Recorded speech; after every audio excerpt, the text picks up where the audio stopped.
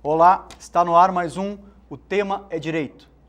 Este é um programa do curso de Direito do Centro Universitário Franciscano. Hoje discutiremos sobre a reforma do Código Penal brasileiro. E o convidado para falar sobre esse assunto é o professor Fábio Freitas Dias, professor do curso de Direito do Centro Universitário Franciscano, das cadeiras de Direito Penal, mestre em Direito pela Universidade de Coimbra, na verdade o professor é mestre em Ciências Criminais, advogado. Seja bem-vindo, professor. Agradeço o convite inicialmente, professor Cristiano. Faço uma referência necessária, do orgulho de estar aqui, a satisfação de estar aqui, inicialmente porque eu fui aluno do Colégio Franciscano, então a educação franciscana fez parte da minha formação. E o segundo aspecto é o prazer sempre de poder discutir direito penal, que é o ramo que eu escolhi para desenvolver e me especializar. Professor, o Código Penal vigente, data de 1940. Na sua percepção, é chegada a hora de se instituir um novo Código Penal brasileiro e o porquê disso? Sim, o Código Penal ele é de 40, ele foi baseado num código chamado Código de Rocco, que é italiano, é um código de 1930, é um código baseado em algumas premissas que remontam àquela década, né? E que fundamentalmente é sustentado numa ideia de direito penal dogmático, ou seja, o que importa é a estrutura normativa do sistema, o que evidencia, né, a necessidade de que a gente tenha um novo código para que percepções extra-crime, ou seja, dados externos ao crime, como causas, consequências do crime, o agente criminoso, a espécie de atividade criminosa, possam de alguma forma influenciar nesse sistema. Então, o fato de esse direito penal sustentado num Código de 40 ser extremamente dogmático, extremamente normativo, afasta ele de dados reais, existenciais, que são absolutamente necessários para que a gente possa entender esse fenômeno. Mas, professor, o senhor entende que a necessidade de se falar num novo Código Penal vem da própria evolução do Estado, da própria evolução da sociedade? Esses são os elementos mais impactantes para essa reforma?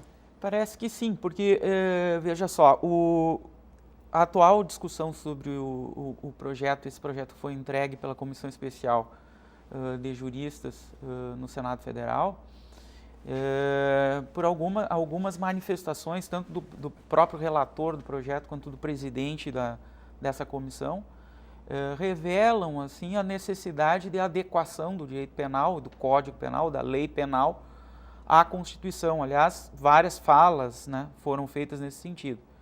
Então, a partir de uma manifestação, a própria percepção da comissão já identifica a necessidade de ser feita, né, uma evolução em matéria penal que tenha compatibilidade com a noção de Estado.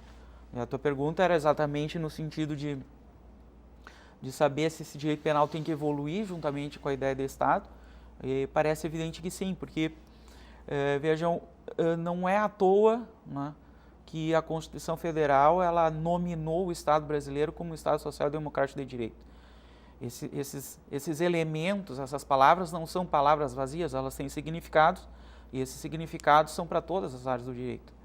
Então, basicamente, a ideia principal que a gente pode tirar dessa noção de Estado Social e Democrático de Direito é uma ideia de intervenção mínima, ou seja, nós não precisamos de tanta norma penal e não precisamos de tanta pena num Estado que está baseado na ideia de dignidade da pessoa humana, na ideia de diminuição de desigualdades sociais e regionais, né, e na ideia de produção de maior bem-estar social com menor invasão social possível. Então, dentro dessa ideia, parece adequado, né, se utilizar essa ideia de intervenção mínima, criar critérios para que realmente a gente possa diminuir o número de crimes, né, de previsão de crimes, e adequar as penas para esses crimes, a partir da gravidade de cada infração. Parece que essa preocupação estava na fala originária, tanto do relator do projeto do Código Penal, quanto do presidente e de vários membros que compuseram essa comissão especial de juristas. Mas, professor, então, é possível afirmar que o anteprojeto gira em torno de um direito penal mínimo. É isso que o senhor quer nos dizer? O discurso sim, a prática parece que não, né? Porque, na verdade, eu acabei de mencionar que essa ideia de intervenção mínima teria como impacto assim, imediato a diminuição do número de crimes, né? E vamos dizer assim, uma reserva da pena de prisão para os crimes mais graves. Todavia, o projeto que foi entregue por essa comissão, né, que agora é o projeto final do Código Penal, que está no Senado Federal, ele aumentou, né, em vez de diminuir o número de crimes, ele cria mais de 200 condutas novas, né?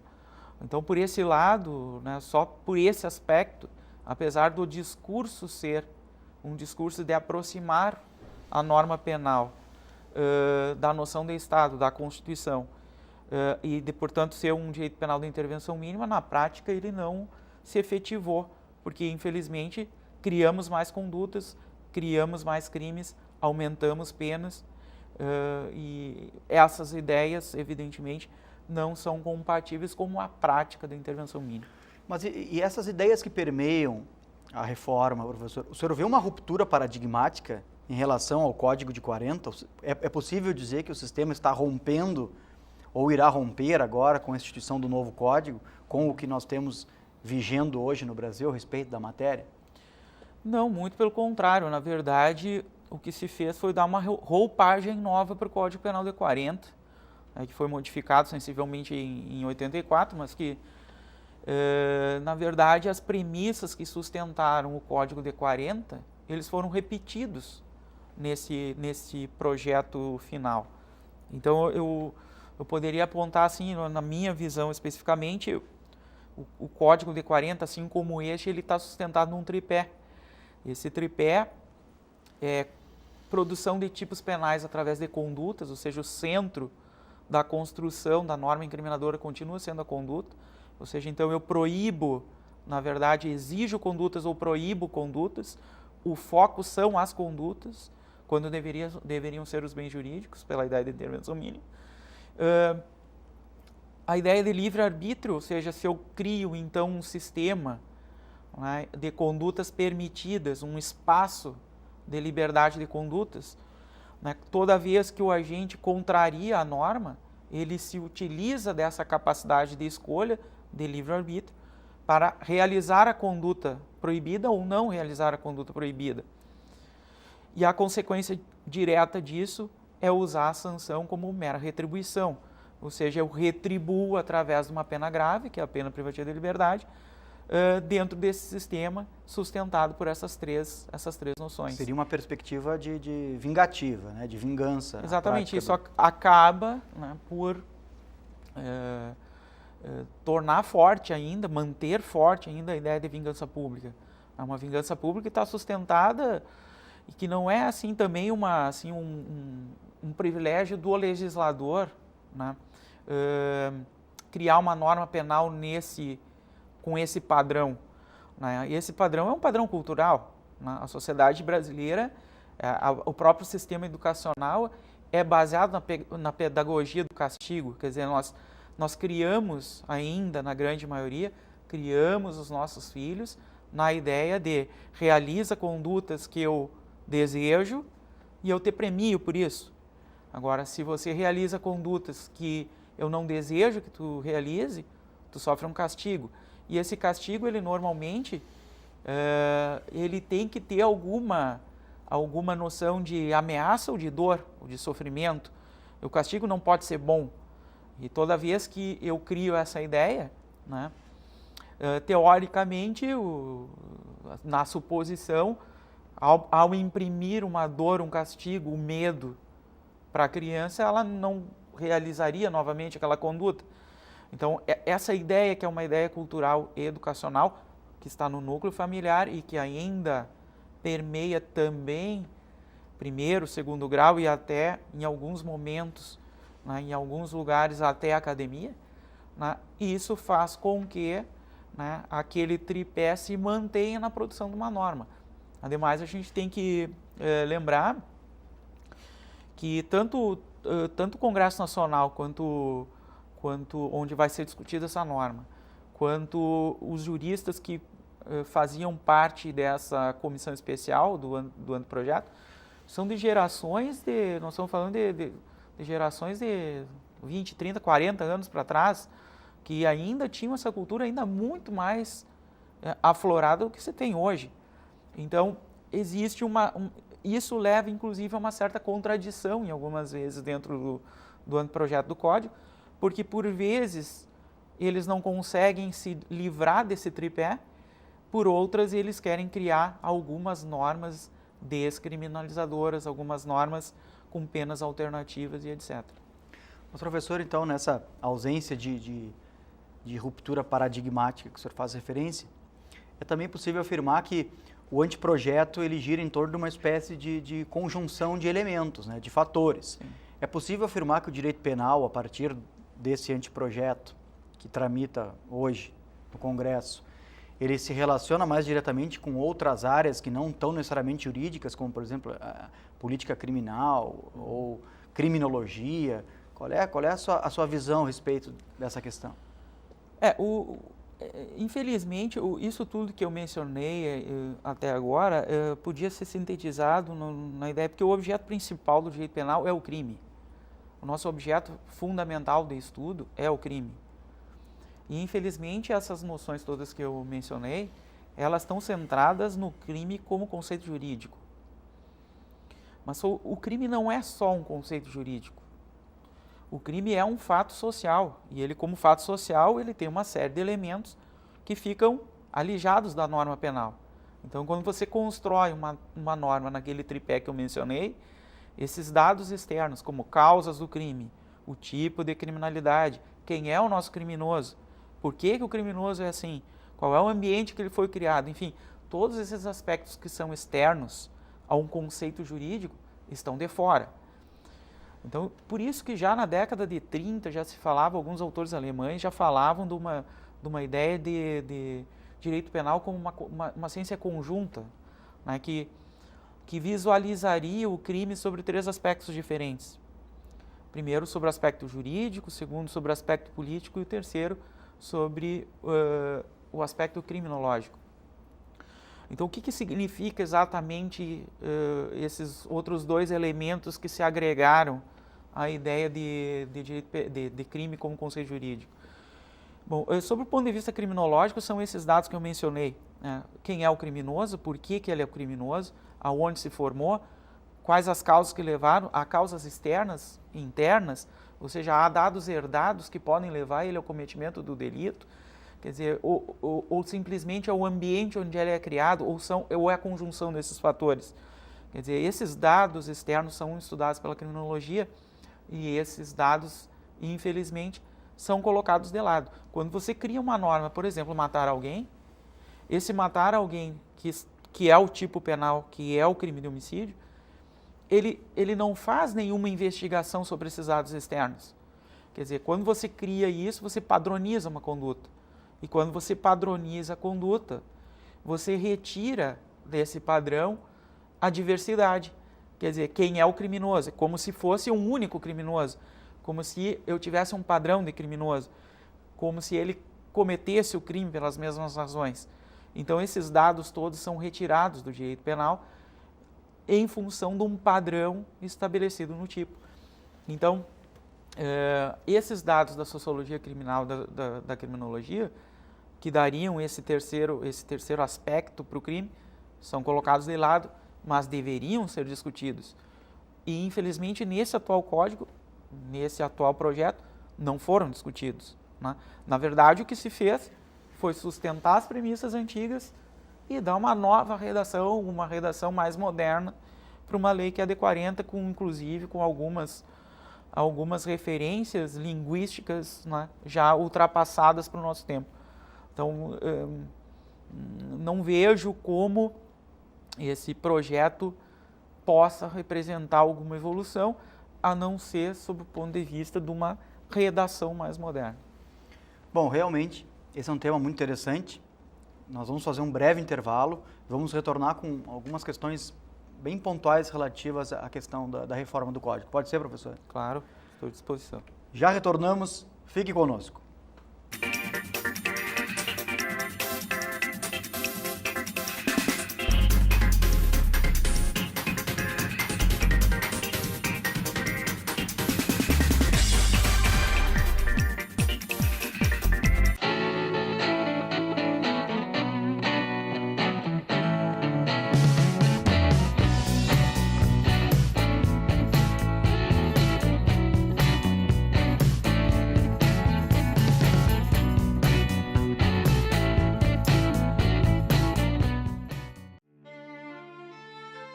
Incentivar a arte transforma, inspira. E através desse projeto em Santa Maria, criamos grandes artistas à espera dos seus aplausos. Orquestrando Arte. Transforma a realidade, cultiva talentos. Descubra mais pelo telefone 55 8114 9042.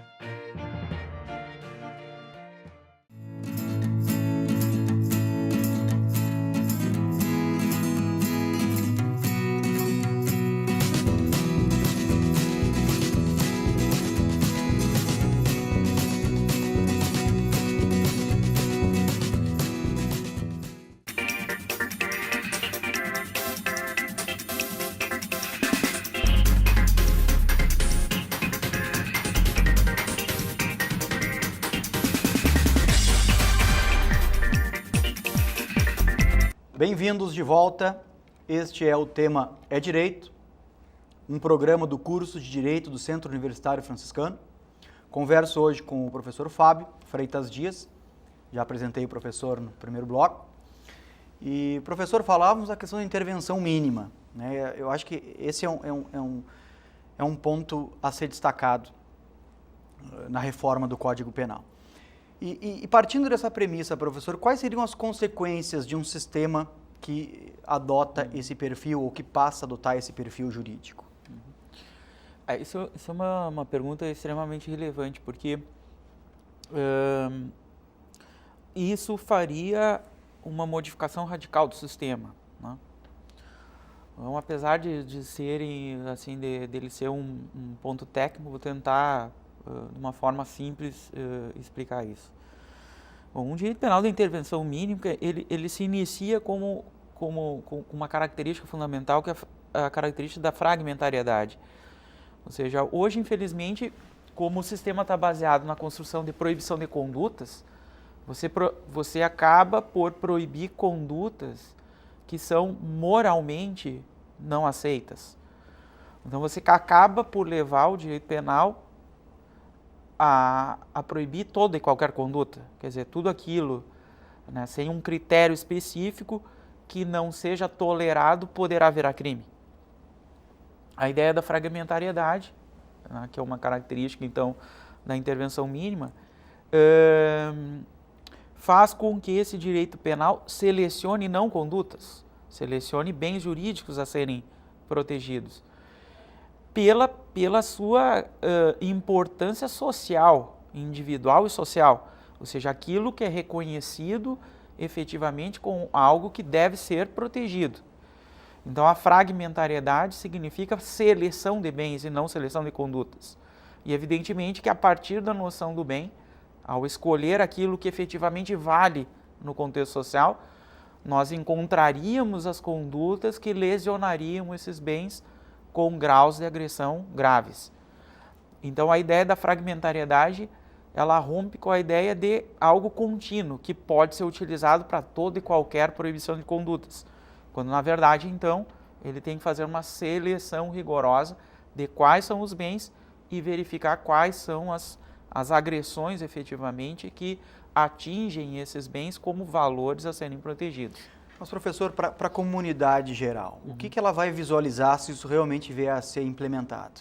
Ela vai visualizar, por exemplo, uma diminuição do número de crimes previstos pelo sistema, ou ela vai visualizar uma diminuição, por exemplo, na aplicação da pena privativa de liberdade? Há relação disso que o senhor fala com essas questões? Há relação, porque, na verdade, esse é um dos aspectos. Os outros dois aspectos somados levariam exatamente a essa ideia de diminuição. Quando você fala, então, que o direito penal deve ser fragmentário, que ele não pode ser utilizado para proibir toda e qualquer conduta, evidentemente que você vai acabar por diminuir condutas. Quer dizer, você vai diminuir crimes.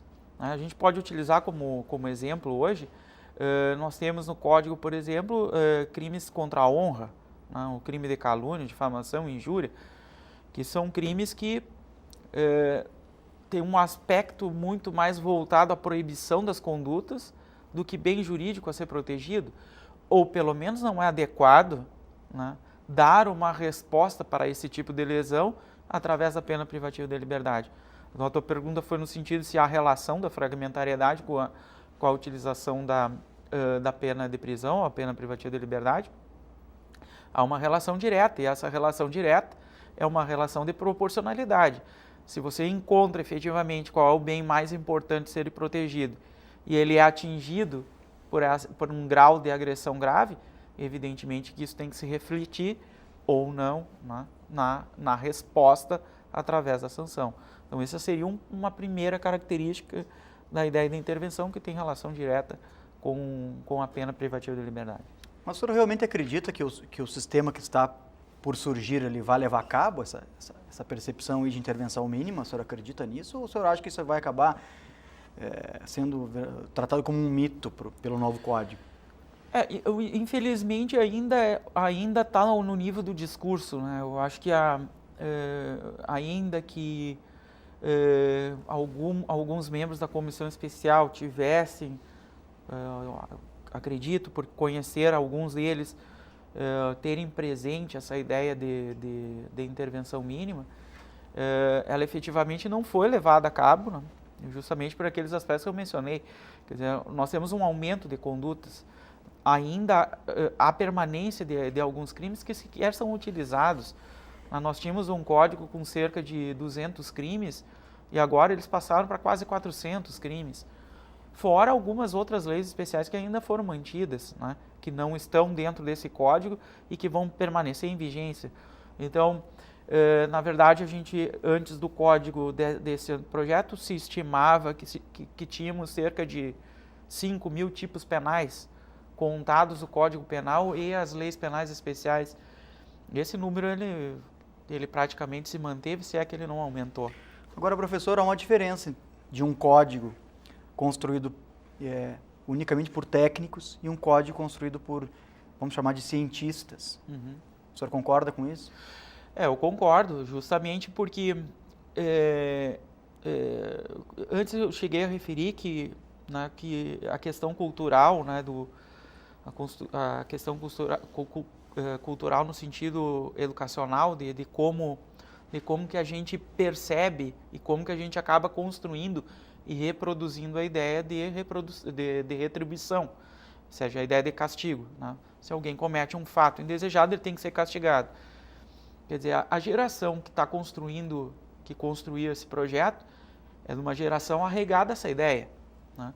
E isso é muito difícil de ser rompido, esse paradigma, né? Ademais, a forma como esse anteprojeto foi feito parece que não foi adequada, porque foi criada essa comissão, a comissão tinha inicialmente 60 dias para construir a redação de todo o projeto, né, do anteprojeto. Depois isso foi prorrogado 1, 2 vezes, mas num espaço muito pequeno, né, acabou se produzindo esse anteprojeto. Né, se sabe que, inclusive, alguns juristas, né, com um grau científico mais elevado, que faziam parte dessa comissão, porque não eram discutidos os temas, acabaram pedindo exclusão da comissão. Então, é evidente que um código penal que é previsto aí para durar 40, 50, 60 anos, e é discutido em 3, 4 meses, é evidente que ele não vai ser um código construído sobre aquela ideia que eu mencionei inicialmente, de uma ideia de ciência conjunta, quer dizer, esses dados da criminologia, da política criminal, para saber qual é o fim exatamente que o Estado vai, que atividade o Estado vai realizar no combate à criminalidade, nada disso fez parte das discussões dessa comissão. Professor, todo código novo, toda a mudança de perspectiva, seja uma ruptura ou não, ela traz elementos novos. O que o senhor tem lido a respeito sobre a possibilidade de novas tipificações, de novas condutas ou novos bens jurídicos tutelados pelo direito penal? Na verdade, eu referi antes, são cerca de 200 tipos penais novos, né? Eu vou mencionar alguns aqui, até porque assim, foram algumas condutas criminosas que foram mais discutidas, mas na verdade, quero deixar claro que o centro da criação desses crimes continua sendo a conduta. Então, hoje, por exemplo, 3 crimes ali que chamam a atenção é o crime de bullying, né? O crime de stalking, que é a perseguição, chamada perseguição obsessiva, né? E o crime de terrorismo, quer dizer, a lei penal brasileira criando um crime de terrorismo. Quando foi que o Brasil foi ameaçado por crime de terrorismo? Qual é o evento criminoso na nossa história recente ou até mais alongada no tempo em que fomos vítimas de terrorismo? Então, quem é o agente criminoso do crime de bullying? O bullying normalmente ele é da criança contra a criança, do adolescente contra o adolescente. Quem é o criminoso, então? Qual é o crime existente? Quer dizer, estamos no lugar certo de discussão ou não? Quer dizer, parece que o fato, né, de ele estar arraigado a ideia antiga ainda, né, aquele tripé antigo, faz com que, novamente, vamos proibir condutas sem exatamente saber qual é o bem jurídico tutelado e sem saber se o direito penal dará uma resposta adequada ou não, se ele é adequado para dar essa resposta ou não. Bom, professor, como eu disse no final do primeiro bloco, definitivamente esse é um tema que leva a uma série de discussões. Com certeza, nós necessitaremos fazer isso na medida do possível. Enquanto o código for avançando, eu já gostaria de lhe convidar para uma próxima oportunidade, a gente voltar a tratar desse assunto. Mas, por hoje, gostaria de agradecer a sua presença. É um privilégio para o curso lhe receber aqui. A gente sabe que a agenda dos professores é lotada, é complicada, mas fica o nosso muito obrigado. Eu que agradeço e me coloco à disposição para discutir, eventualmente, alguns aspectos mais específicos desse anteprojeto do Código. Ao nosso telespectador, muito obrigado por sua audiência. Fique conectado nos programas da TV Unifra. Muito obrigado e até a próxima.